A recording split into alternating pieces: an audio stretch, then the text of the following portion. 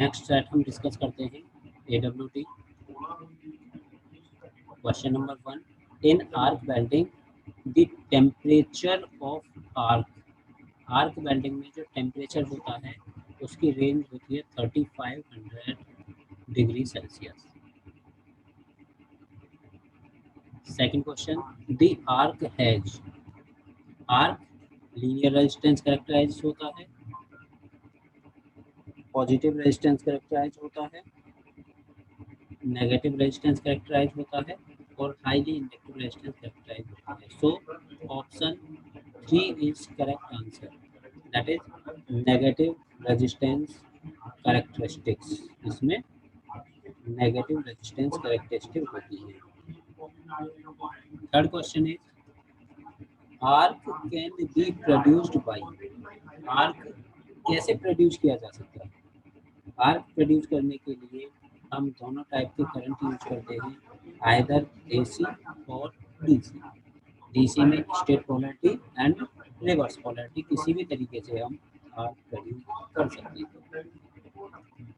Next question, the resistance of the arc, arc जो produce हो रही है उसका रेजिस्टेंस डिक्रीज होता है करंट के इंक्रीज होने से, decrease with an increase of current.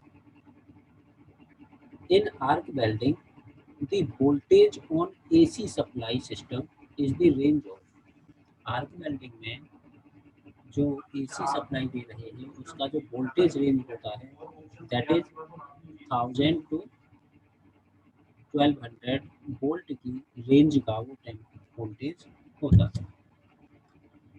Next question, in the arc welding by DC supply the voltage required, अगर हम DC सप्लाई दे रहे हैं तो जो वोल्टेज रेंज होती है वो 50 to 60 वोल्ट की रेंज में होता है। Next question, in arc welding once the arc is stuck the voltage required to maintain the arc, voltage हमें जो रिक्वायर्ड है आर्क को मेंटेन करने के लिए वो रिक्वायर्ड होते हैं 20 to 30 वोल्ट, 20 से 30 वोल्ट वोल्टेज तक वो आर्क मेंटेन रहता है। AC generator used for AC welding should have, AC generator में ड्रॉपिंग कैरेक्टरिस्टिक्स होनी चाहिए। DC generator used for AC welding should have dropping characteristics. Ninth question, the polarity of AC welding sets is, AC के लिए किसी भी type की polarity नहीं होती, DC में पोलैरिटी होती है, AC में कोई पोलैरिटी एग्जिस्ट नहीं होती है, that is no polarity. Next question, as the thickness of the part to be welded increases, अगर हम thickness को increase कर रहे हैं, which of the following parameter of arc welding should increase, अगर हम welding की thickness increase कर रहे हैं तो हमें current को increase करना होगा, so increases the current। next question, in argon welding, argon arc welding the electrode is made of, argon में जो इलेक्ट्रोड होता है वो टंगस्टन का इलेक्ट्रोड बना होता है आर्गन वेल्डिंग में, that is tungsten electrode. In argon arc welding the purpose of using argon, argon use करने का क्या पर्पज है? To prevent oxidation of metal by coming in contact with the oxygen of air, to create an inert atmosphere around the job to be welded, to obviate the necessity for using flux।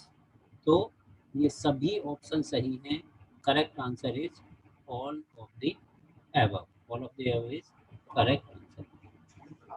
Steel rails are welded by, steel rails हम weld करते हैं with the help of thermit welding, thermit welding की help से उन्हें weld किया जाता है।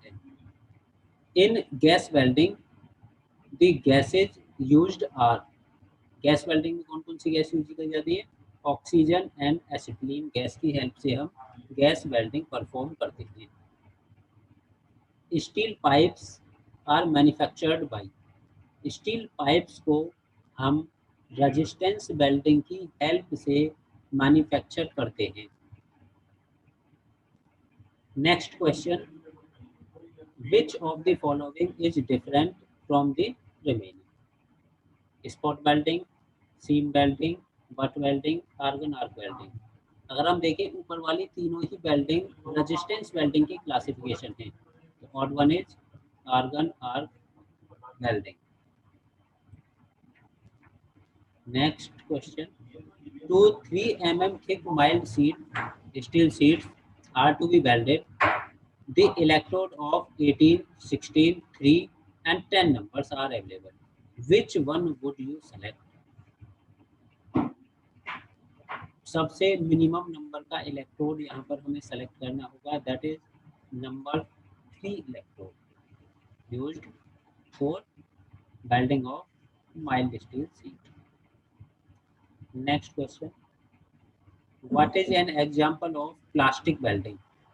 Plastic welding का कौन सा एग्जांपल यहाँ पर दिया हुआ है? Resistance welding is a type of plastic welding. Resisting welding हमारी प्लास्टिक वेल्डिंग का एक टाइप होता है। Grey iron is usually welded by, grey iron को किसकी हेल्प से वेल्ड करते हैं? Grey iron is welded by arc welding, arc welding की हेल्प से हम उसे वेल्ड करते हैं। In ultrasonic welding the frequency range is generally, ultrasonic welding में जो फ्रीक्वेंसी रेंज होती है वो 20,000 से लेके 40,000 क्यूब पर सेकंड होती है। CPS रेंज में हमारी फ्रीक्वेंसी होती है 20,000 से लेके 40,000 की रेंज की।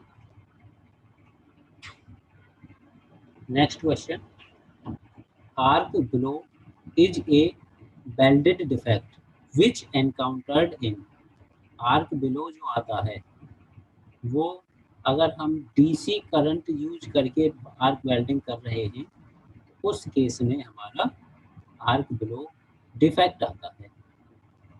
ए rectifier for welding has voltage and current characteristics as, जो रेक्टिफायर होता है वो ड्रॉपिंग करेक्टरिस्टिक एग्जिस्ट करता है।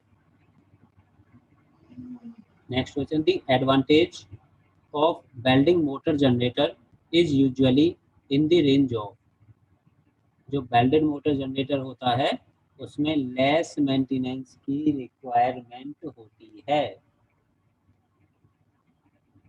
For welding duty rectifier commonly used, उसमें हम सेलेनियम मेटल रेक्टिफायर यूज करते हैं। In resistance welding aluminium as compare to steel requires, resistance welding में एल्यूमिनियम स्टील के कंपैरिजन में क्यों रिक्वायर्ड होता है? क्योंकि एल्यूमिनियम से वेल्डिंग करने में टाइम कम लगता है। सो स्मॉल वेल्डिंग टाइम के लिए वजह से हम इसे यूज करते हैं। Thank you.